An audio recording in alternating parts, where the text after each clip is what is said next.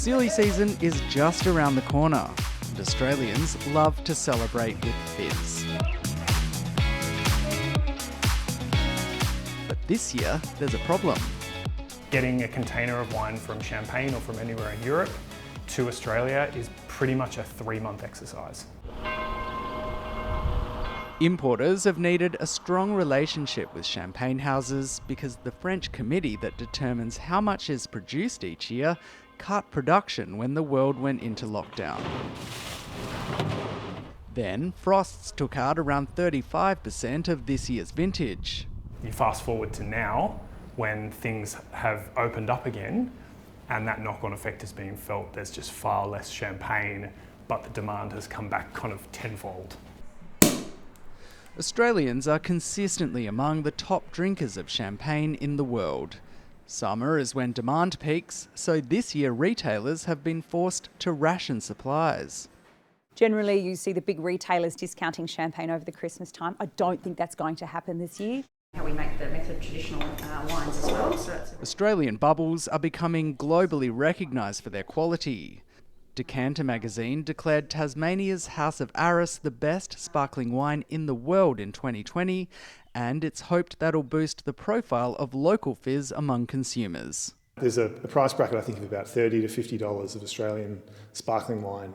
That's a pretty high level of quality that would outshine, I think, any entry-level champagne, certainly.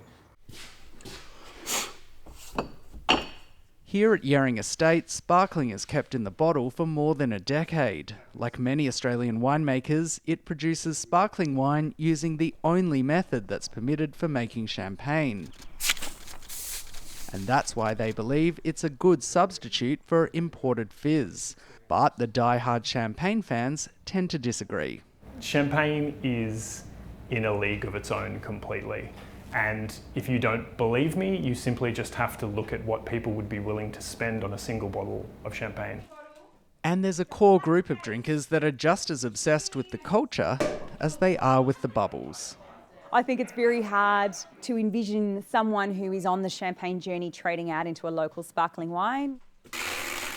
The orders flying off the shelves at this warehouse are evidence people are committed to champagne. This trend has happened before. There is a correlation, which is really quite interesting, between a global economic crisis and an increase in champagne sales. It happened in 2008 and it's happening again. But this time around, champagne prices will be rising along with a whole host of other staple food and grocery items experiencing inflationary pressures. When that cork comes off, it's pretty hard to tell the difference. So if local winemakers can get their message of quality across, they might have a better chance of wooing the champagne crowd.